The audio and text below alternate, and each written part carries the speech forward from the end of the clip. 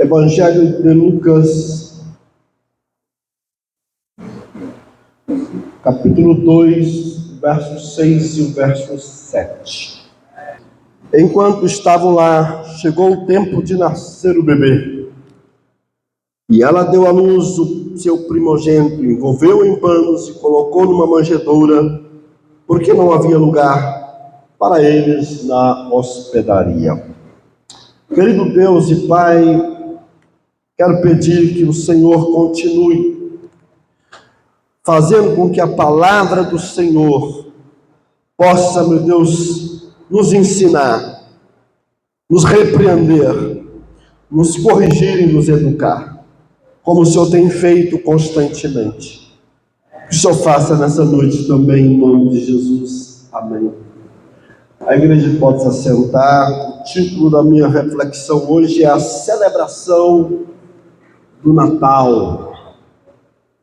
O título da minha reflexão é a celebração do Natal. Queridos irmãos, eu não sei como que você rememora a sua experiência infantil, de criança, de Natal. Eu pessoalmente sempre gostei dessa data. Acho a data do Natal maravilhosa. E é engraçado porque Jesus não nasceu dia 25 de dezembro. Foi uma data que a cristandade escolheu para a gente celebrar o nascimento de Jesus. Mas olhando para trás, pelo menos 4 coisas me vêm à memória. A primeira coisa que me veio à memória, que eu sempre achei lindo, foi as casas iluminadas. É maravilhoso. Amém. É muito bom. Você vê passar na rua, vê aquelas janelas com aquelas luzes piscando, as arvinhas de Natal, colocando na cerca, e cada dia mais isso está sendo aprimorado, né? Aqui mesmo na Praça do Divino, eles fizeram um enfeite ali que eu acho que até então eu nunca tinha visto tanta iluminação naquela praça como o que a gente está vendo ali hoje. Eu acho bonito, eu passo de carro para ir para a igreja, na ida, na volta, gente, coisa gostosa de ver, né? Praça da Liberdade, quantas pessoas vai lá, né? Existem pessoas que são milionárias, né? Que gastam fortunas, né? Para enfeitar suas casas, né? Como aquela influencer, a Virgínia. Diz que a casa dela lá em Goiânia é um ponto turístico. As pessoas passam para tirar foto de tanta iluminação e o gasto que ela tem. Então isso me traz muito à memória, e eu acho que faz um pouco o sentido bíblico, né? Porque Jesus veio para trazer luz, né? A luz das trevas. Então faz o sentido realmente a gente pensar na cidade iluminada. Mas uma segunda coisa que para mim assim marca muito a infância da gente é as confraternizações, né? Parente sumido aparece, né? A casa cheia de crianças, todo mundo alegre. Você olha para as crianças, elas estão rindo, né? De um lado para o outro assim, não tem aonde caber o sorriso das crianças. Todo mundo festejando, todo mundo alegre, todo mundo feliz. É gostoso, né? Ver a família assim. É claro que muitas das vezes tem aqueles que bebem um pouquinho mais, né? Extrapola, cria confusão. Mas é gostoso esse momento das famílias ali confraternizando, né? E aí você tem depois aquela comilança que não tem como, né? Gostoso demais lembrar da infância da gente, principalmente, eu estou falando aqui da infância porque eu acho que para mim remete a algo mais significativo que é os dias de hoje. E é gostoso ver aquelas comidas especiais. Às vezes a gente não tinha muito recurso, e aquela comida que só era feita no Natal. Havia um gasto maior, as sobremesas, assim por diante, e a gente ficava muito feliz com esses momentos, assim, era E os brinquedos, né? Era maravilhoso você ganhar os brinquedos, sair para a rua no outro dia, aí um coleguinha mostra para o outro o brinquedo que ganhou, o outro fica lá dizendo o meu é melhor, o seu é melhor. Então, assim, quando a gente pensa no Natal, a gente pensa nesses momentos da cidade iluminada, das casas iluminadas, da confraternização, dos presentes, das comidas gostosas. Mas sabe uma coisa que não me vem à memória? Jesus. Não me vem à memória. Eu não lembro de papai ou mamãe reunido para orar e falar de Jesus para a gente na sala. Não lembro. Parece que Natal para a gente é celebrar a cidade iluminada, é celebrar as confraternizações, é celebrar as comidas gostosas, é celebrar os presentes, mas a gente não para celebrar a pessoa de Jesus. Eu fiquei pensando muito nisso hoje. Eu falei, onde está Jesus no meu Natal de infância? Por onde ele passava? Para mim, Natal é celebrar Jesus. Não tem outra coisa a ser celebrada. Inclusive a gente substituiu, Jesus pelo Papai Noel. Assim como na Páscoa a gente substituiu a figura do Cordeiro pelo ovo da Páscoa. A gente está o tempo todo substituindo, mas a essência nunca a gente rememora ela. E essa é a minha pergunta hoje. O que nós devemos celebrar no Natal? Ou melhor, o que celebramos no Natal? O que você celebra no Natal? Eu queria deixar 3 coisas para a gente pensar. Em primeiro lugar, o que celebramos no Natal? Celebramos o dia em que o divino se tornou humano. Anota aí, celebramos o dia que o divino se tornou humano.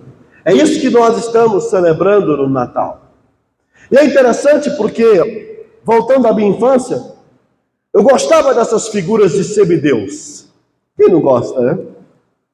Lembro-me de sentado na sala com o papai assistindo Hércules. Hércules era uma figura de semideus na mitologia greco-romana. Ele era filho do grande deus Zeus com a mortal Aquimena. Dali, dessa relação de um deus da mitologia grega com a mortal Aquimena, nasceu Hércules. E a esposa dele, verdadeira de Zeus na mitologia grega, era Hera. E Hera ficou com ciúmes do envolvimento de Zeus com aquela mortal, e ela passou a perseguir Hércules, tentando matar de todos os jeitos. Quando eu era criança, eu lembro de uma serpente, de uma cobra colocada no berço, e de repente está lá o neném Hércules segurando o pescoço da cascavel lá, da cobra, no caso lá deve ser uma víbora, para matar ela. Mas era a própria Hera que mandou para matar. E aquele menino cresce, fica forte, e ele faz coisas sobre-humanas. E a gente ficava entusiasmado, a gente ficava assistindo a televisão, vendo aquela figura daquele semideus e falava, como é maravilhoso. Essa figura de um homem que é Deus e é homem ao mesmo tempo. Assim como também você tem a figura de Perseu, quem assistiu aí Fúria de Titãs. Fúria de Titãs trata exatamente de Perseu, que é também filho de Zeus, com uma princesa mortal. Então isso sempre mexeu com o imaginário da gente. Até a Bíblia mesmo, quando você lê o capítulo 6 do livro de Gênesis, a gente tem um texto bastante complicado ali, onde fala que os filhos de Deus copularam com as filhas dos homens e nasceram gigantes, chamados Nefilins. Está lá, Gênesis capítulo 6. Só que o texto diz que esses Nefilins já existiam, mas que depois desse cruzamento dos filhos de Deus com as filhas dos homens, também nasceram esses Nefilins. Depois a gente vai ver a figura de outros gigantes, que são os filhos de Anak, os Anakins, mas ali eram os Nefilins. E muitos teólogos acreditam, teólogos sérios, que de fato houve ali uma relação sexual entre anjos caídos e as filhas dos homens, e essa relação de anjos caídos com filhas dos homens gerou esses gigantes. Os teólogos sérios acreditam nisso. Eu não me esqueço de ter lido um teólogo na década de 80, a sua obra Teologia Elementar, tenho ela até hoje, só que comprei uma nova, e o Bancroft, nesse livro, defende essa tese. Muitos teólogos neopentecostais, a própria Neuza Tioca, defendia essa tese. Só que essa tese não tem fundamento bíblico. Porque a Bíblia é clara, Jesus fala que os anjos não se casam e não se dão em casamento. Ou seja, para Jesus os anjos não copulam, não tem coito, não tem relações sexuais. Então não pode ser anjos tendo um relacionamento com os seres humanos. Mas o imaginário das pessoas querem ver essa figura de mistura o divino com o humano. Eu disse isso tudo para dizer o seguinte: Jesus não seria mais ou menos um pouco isso que a mitologia greco-romana retrata? Será que Jesus foi a copulação de Deus com o humano e gerou Jesus? O cruzamento de Deus com o ser humano gerou a figura de Jesus. Será que é isso? Não, queridos. Não. 100% não. O caso de Jesus não foi nesse sentido. O caso de Jesus foi o próprio Deus que decidiu encarnar e assumir uma forma humana, sem intercurso sexual, sem copulação. Como diz o grande teólogo Millard Erickson, Deus criou, o Espírito Santo criou um espermatozoide específico, humano, para fecundar o óvulo de Maria, e esse espermatozoide criado especificamente para o nascimento de Jesus era puro, incontaminado, e dali nasce Jesus Cristo. E essa criança nasce sendo 100% Deus e 100% homem. Ela não era meio homem, meio Deus como Hércules, como Perseu. Ela era 100% Deus e 100% homem. E isso é fantástico, porque Maria trazia no ventre Deus. Quando Jesus nasce, o cordão umbilical teve que ser cortado. Jesus teve que amamentar em Maria. Maria teve que limpar a bundinha de Jesus.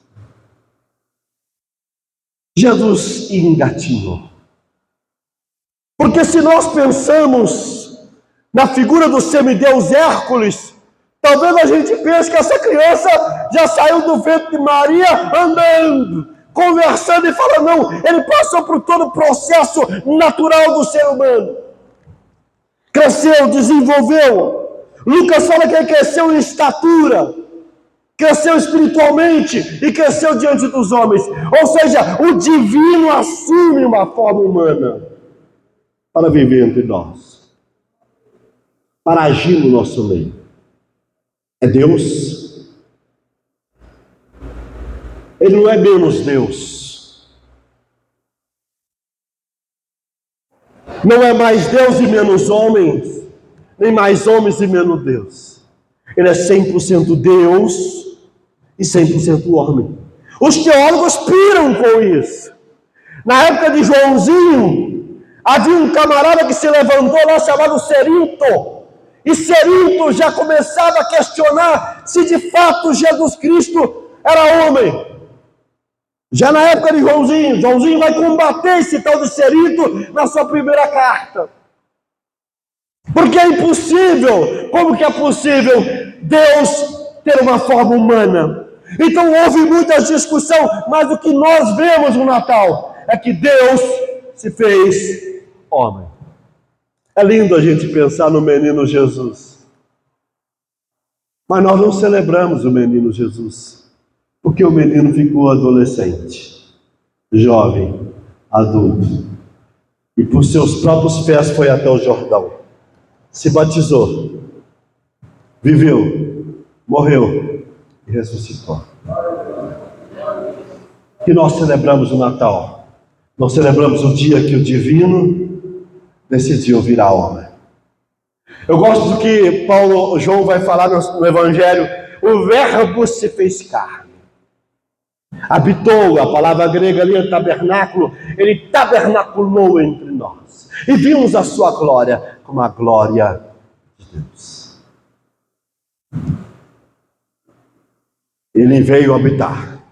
Ele decidiu, vou ser homem.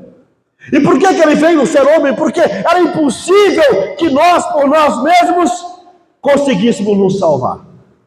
Ele falou, vou ter que ir lá. Vou ter que assumir a forma humana. Paulinho vai dizer em Filipenses capítulo 2, exatamente isso. Ele esvaziou-se de si mesmo. Tomou a forma de homem, de servo, e foi obediente até a morte. O divino se fez humano. E ele se fez humano por minha causa, ele se fez humano por sua causa, ele se fez humano para nos salvar. Posso ouvir amém? João capítulo 1 diz assim: nele estava a vida, e esta era a luz dos homens. A luz brilha nas trevas, e as trevas não derrotaram. O divino se torna humano exatamente para fazer o quê? Para nos salvar. O nascimento de Cristo significa a luz brilhou sobre as trevas. O nascimento de Cristo significa a esperança venceu a desesperança.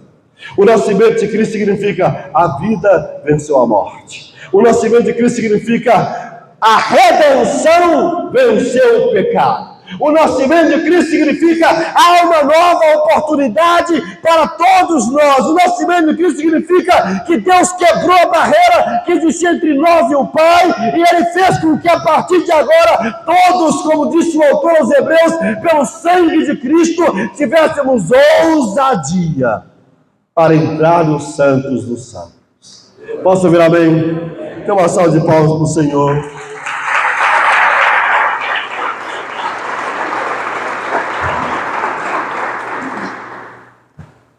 Paulinho vai dizer em Romanos 5 que através de um só homem entrou a morte. Um só homem entrou a desgraça. Mas através do divino que se fez humano, houve salvação. Por causa do nascimento de Jesus, há esperança para nós. Amém? Celebrar o nascimento de Cristo significa celebrar a esperança. É isso que nós estamos celebrando. Um novo recomeço. Uma nova história. Mas há uma segunda coisa que eu queria colocar aqui, o que nós celebramos no Natal. Primeiro, celebramos o dia em que o divino se fez homem. Segundo, celebramos o dia em que o eterno se torna história. Anota aí, celebramos o dia em que o eterno se torna história. É interessante, queridos irmãos, porque a Bíblia retrata o sangue de Cristo, a morte de Cristo na eternidade. Não é interessante isso? Pedro, por exemplo, escrevendo na sua carta, o que Pedro vai dizer? Que o sangue de Cristo já era conhecido na eternidade. Olha o que Pedro diz: mas pelo precioso sangue de Cristo, de um cordeiro sem mancha e sem defeito, conhecido antes da criação do mundo, revelado nesses últimos tempos em favor de si. Ou seja, é eterno, o sangue estava na eternidade. Olha o que diz o Apocalipse 13:8: todos os habitantes da terra adorarão a besta, a saber, todos aqueles que não tiveram seus nomes escritos no livro da vida do Cordeiro, que foi morto desde a criação do mundo. Como é possível isso? O sangue de Cristo já existia na eternidade. O Cordeiro já existia na eternidade. A morte de Cristo já existia na eternidade. É porque a mente eterna, sabendo que eu ia pecar, a mente eterna, sabendo que nós iríamos pecar, preparou o sacrifício de Cristo desde a eternidade.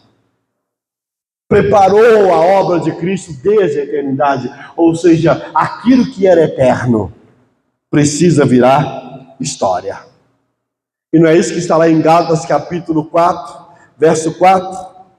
Quando Paulo diz que na plenitude dos tempos, Deus enviou o Filho, nascido de mulher, nascido sob a lei. O eterno, na plenitude do tempo, e a palavra grega aqui é pleroma, significa na completitude do tempo, e tempo aqui é cronos mesmo, não é nem kairos. Na plenitude desse tempo, no momento exato, o eterno decide virar história. E o que eu chamo de história é que ele nasceu num lugar X, num país X, com uma língua X, numa família X, numa época X. Ou seja, aquele que é eterno, aquele que sempre existiu, ele entra na nossa história no momento específico que Paulo chama de plenitude dos tempos. Agora, você reparou como é que Lucas começa o Evangelho? No capítulo 2? Olha aí. Naqueles dias, César Augusto era o imperador de Roma. Ele era neto do grande Júlio César. E olha o que o César Augusto... Eu gosto porque Lucas faz questão de falar isso aqui, diferente de Mateus e de Marcos e de João. Ele faz questão de sublinhar o momento histórico do nascimento de Jesus. Ele faz questão de dizer, olha, Jesus nasce nesse contexto aqui. O imperador era César Augusto, neto de Júlio César. Olha o que ele diz. Um decreto ordenado, naqueles dias César Augusto publicou um decreto ordenado o recenseamento de todo o Império Romano. E é interessante porque esses recenseamentos aconteciam esporadicamente no Império Romano por dois motivos. Primeiro, por causa das cobranças de impostos. Então, havia essa necessidade desse recenseamento, por causa da imposição dos impostos, para saber quem está ali.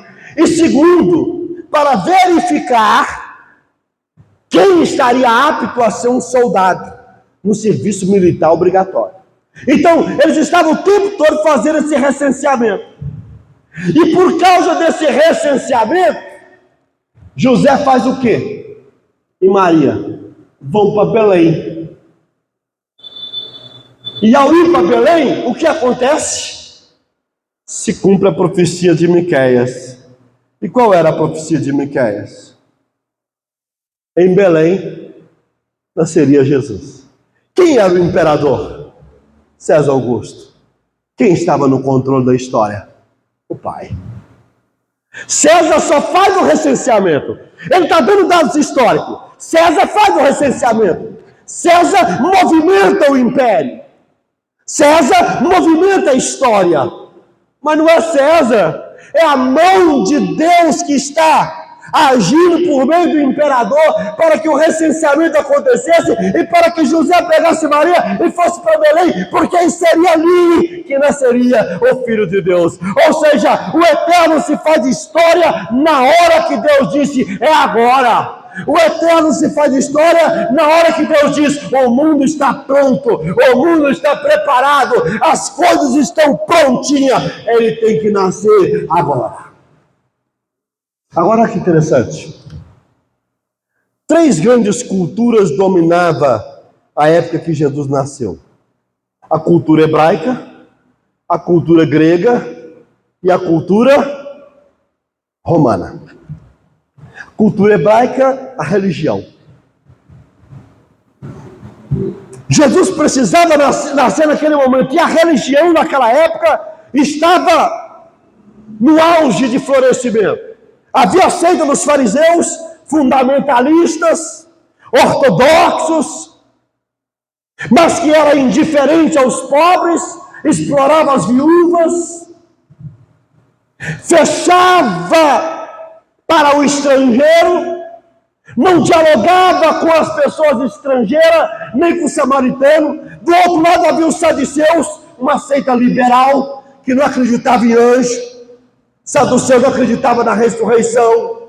Saduceu não acreditava na imortalidade. E eles estavam ali. Do outro lado estavam os zelotes, grupos políticos, revolucionários, que acreditavam que podia, pela força, impor a visão judaica. E nesse contexto, o Messias aparece, se revela, nasce. Por outro lado, nós temos a cultura grega, e é interessante porque, através de Alexandre o Grande, a cultura grega se disseminou por todo o império. O grego passou a ser a língua oficial de todo o império, assim como o inglês hoje é uma língua oficial, naquela época era a língua grega.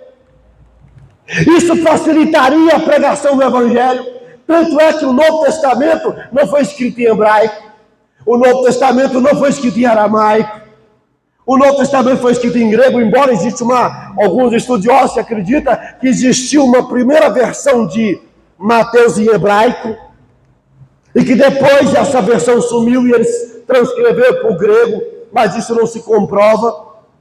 E é interessante porque a Bíblia provavelmente, coloco aspas, a Bíblia provavelmente usada por Jesus era uma versão grega, a Septuaginta, embora ele também usasse o original hebraico na sinagoga, provavelmente Jesus usava uma versão grega na época dele. Inclusive, os apóstolos, todas as citações que os apóstolos fazem nas suas cartas do Antigo Testamento, não é de uma versão hebraica, é de uma versão grega, a Septuaginta. Então o grego preparou o mundo daquela época para a chegada de Jesus.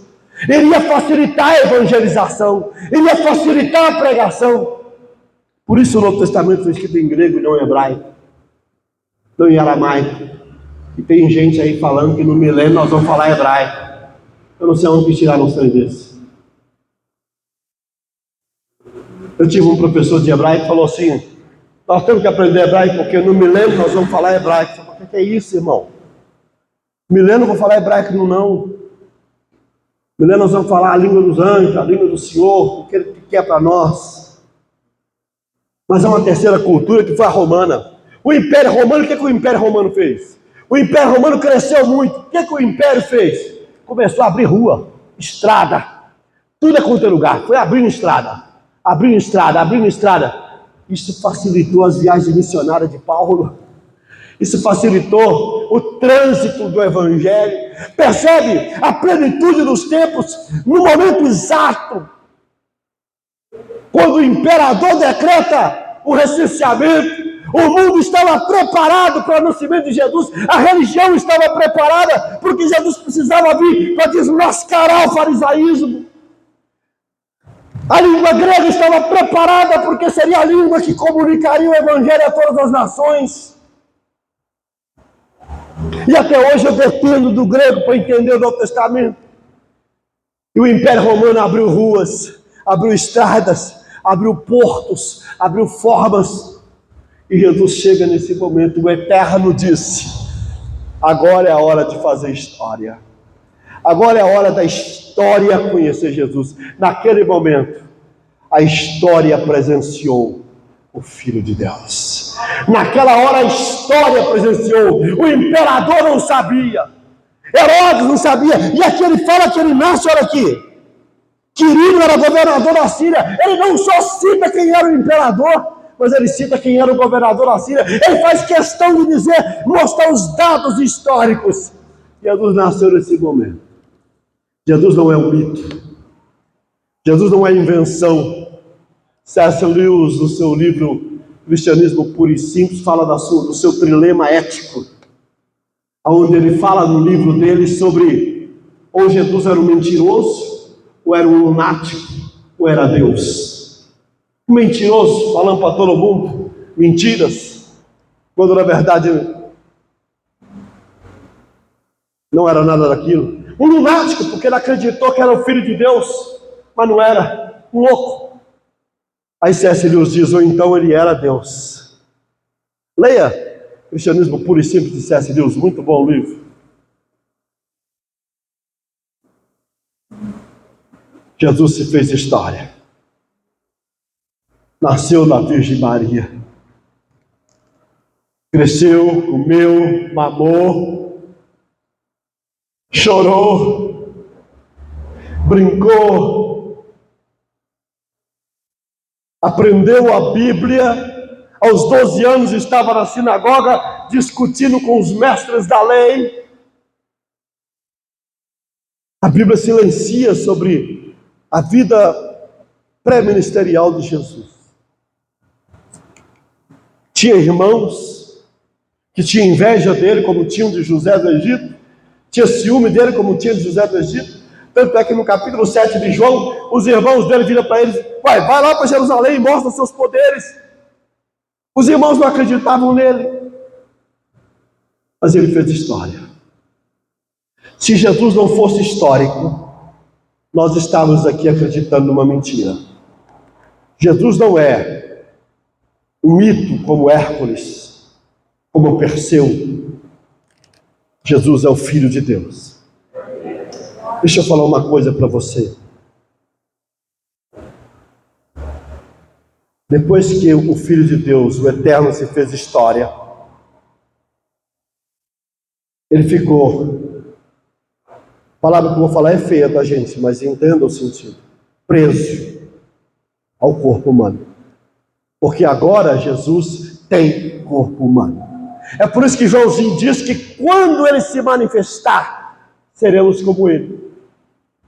Cristo morreu, ressuscitou e não pegou seu corpo e jogou no chão. Não quero essa coisa não. Jesus tem um corpo glorificado. Sabe para quê? Para ser o primogênito. Para ser o primogênito. O primeiro. E nós seremos aqueles que viremos atrás. O nosso rei tem um corpo como o nosso, glorificado. Nós teremos um corpo como o dele, glorificado. O Eterno se fez história e levou essa história para a eternidade. O Eterno se faz história e leva a história para a eternidade. Porque na eternidade, Jesus continua sendo 100% Deus, 100% homem. Quem vai reinar sobre nós na Nova Jerusalém é homem, é 100% homem, é 100% Deus. É isso que nós celebramos no Natal. O Eterno se fez história. Eu encerro aqui meu último ponto. O que celebramos no Natal? Primeiro celebramos o dia que o divino se torna humano. Depois celebramos o dia em que o Eterno se torna história. Por fim, celebramos o dia em que o misterioso se torna conhecido. O misterioso se torna conhecido. O que era Jesus antes de nascer, queridos? Mistério. O que era Jesus antes de nascer? Mistério. Ninguém sabia. Profetas falaram sobre ele. Moisés disse que levantaria um profeta maior do que ele, falando de Jesus. Isaías disse que a virgem daria luz, o filho seria chamado Emanuel. Mas era mistério. É mistério. Ninguém conhecia ele. A Bíblia fala de várias teofanias. Teofania é manifestações de Deus na humanidade. Por exemplo, a luta de Jacó com o anjo no vale de Jaboque é uma teofania. Lá diz que ele lutava com o homem, mas no verso 30 diz assim: e era Deus. Era uma manifestação de Deus. Houve várias manifestações de Deus no Antigo Testamento. Por exemplo, Sadraque, Mesaque e Abednego, lá na fornalha, diz que ele viu um quarto homem e era semelhante, diz o imperador, ao Filho do Homem. São teofanias. mas ninguém conhecia o mistério revelado. No texto que nós lemos, a gente vai ver, por exemplo, que os pastores foram os primeiros a ver o mistério revelado. Olha aí o verso 8. Havia pastores que estavam nos campos próximos e durante a noite tomavam conta dos seus rebanhos. E aconteceu que um anjo, olha isso, irmãos, do Senhor apareceu-lhes e a glória do Senhor resplandeceu ao redor deles. E ficaram aterrorizados. Mas o anjo lhe disse: não tenham medo, estou lhes trazendo boas novas de grande alegria, que são para todo o povo. Hoje na cidade de Davi lhes nasceu um Salvador, que é Cristo o Senhor. Isto lhes servirá de sinal: encontrarão um bebê envolto em panos e deitado numa manjedoura. Agora olha aí a partir do verso 17. Depois de o verem, verso 16, então correram para lá e encontraram Maria e José e o bebê na manjedoura. Depois de o verem, contaram a todos o que fora dito a respeito daquele menino, e todos que ouviram o que os pastores diziam ficavam admirados. O mistério se tornou revelado. Os 3 pastores, Mateus não fala dos 3 pastores, Mateus fala de 3 magos, não são as mesmas coisas. Os magos não são os 3 pastores. Esses magos provavelmente eram astrônomos ou astrólogos que viviam na corte da Pérsia ou da Arábia, servindo aos reis. E Deus se revela aos magos dizendo que nasceria, e eles foram lá. E chegando lá deu presentes a ele, ou seja, o misterioso se revelou aos magos. Os magos eram gentios. Os primeiros em Mateus a ver Jesus foram gentios, não foram judeus, queridos irmãos. Agora, olha que interessante, no capítulo 2, ainda, quando Jesus é levado no templo, havia lá no templo um homem piedoso e justo, chamado Simeão. E olha o que Simeão fez quando ele viu Jesus, no verso 28. Simeão tomou nos braços e louvou a Deus, dizendo: ó soberano, como prometestes, agora pode despedir em paz o teu servo, pois os meus olhos já viram a tua salvação, que preparastes à vista de todos os povos, a luz para a revelação dos gentios e para a glória de Israel, teu povo. O misterioso é revelado a Simeão. Agora, olha o que diz aí, queridos irmãos, o verso 36. Ele revelou os pastores, ele revelou Simeão, e agora ele revela uma profetisa chamada Ana. Olha o verso 36. Estava ali a profetisa Ana, filha de Fanuel, da tribo de Azer. Era muito idosa, tinha vivido com seu marido 7 anos depois de se casar. Então permaneceu viúva até a idade de 84 anos. Nunca deixava o templo, adorava a Deus jejuando, orando dia e noite. Tendo chegado ali naquele exato momento, deu graças a Deus e falava a respeito do menino a todos os que esperavam a redenção de Jerusalém. Olha aí, o misterioso se revela aos pastores, se revela a Simeão, se revela a profetisa Ana, e agora continua. Se revela ao povo galileu, pregando na Galileia, se revela aos discípulos, se revela aos povos de Cafarnaum, se revela ao povo da Judéia, se revela a todas as pessoas, e ele vai se revelando misterioso, vai se tornando conhecido, se tornando conhecido, se tornando conhecido, e vai gerando inimigos, e vai gerando pessoas perseguindo ele, mas vai salvando uns aqui, salva outros ali, cura uns aqui, liberta outros aqui, até chegar no Calvário, aonde ele decreta o seu propósito, quando ele diz ao Pai: Pai, eu paguei completamente a conta do pecado do povo, eu declaro que está pago, a justiça foi feita, porque o misterioso se revelou para salvar a mim, salvar você, para redimir todos nós. Posso ouvir amém? Ele se fez conhecido.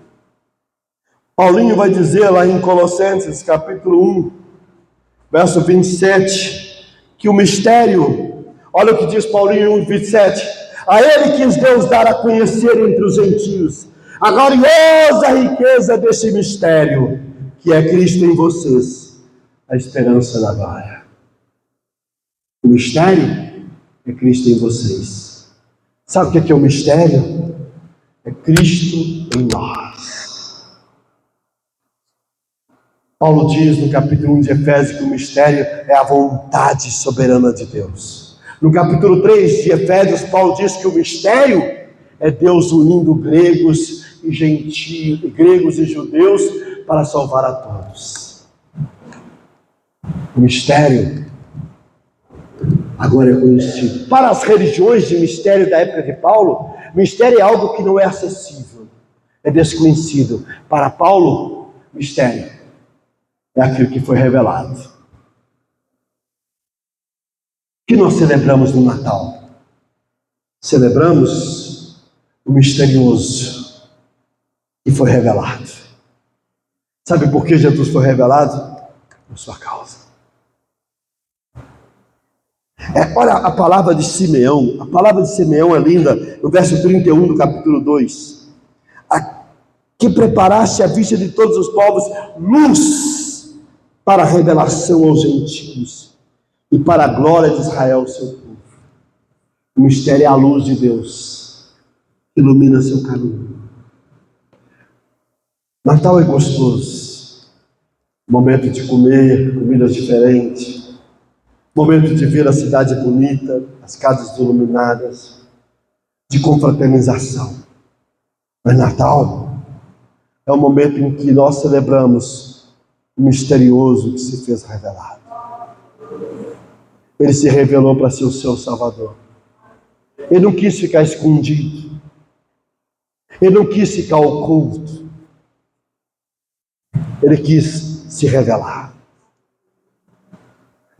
Algumas vezes ele se escondeu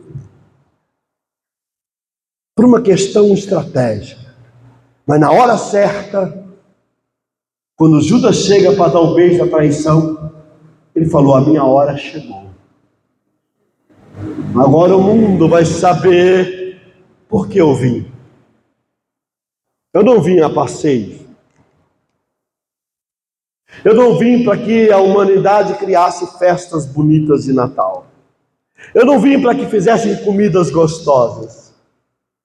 Eu não vim para que tivéssemos amigo oculto. Eu vim para salvar. Mas para salvar vocês eu vou ter que morrer. Mas tem uma coisa, Joãozinho vai falar isso. Eu dou minha vida e eu vou tomá-la de volta. Eu vou morrer, mas eu vou buscar minha vida de volta. Porque a chave não está na morte sozinha. A chave está na morte e ressurreição. A pergunta que eu faço nessa noite é: o que você celebra no seu Natal? Eu celebro o dia que o divino se fez humano. O dia que o eterno decidiu fazer história. O dia que o misterioso resolveu dar sua cara, se revelar e mostrar para todos nós quem é ele. Eu não sei se você vai ver, espero que sim, mas na glória, aqueles que estiverem em Cristo o verão como ele é. E nós seremos como ele é. Vamos colocar de pé.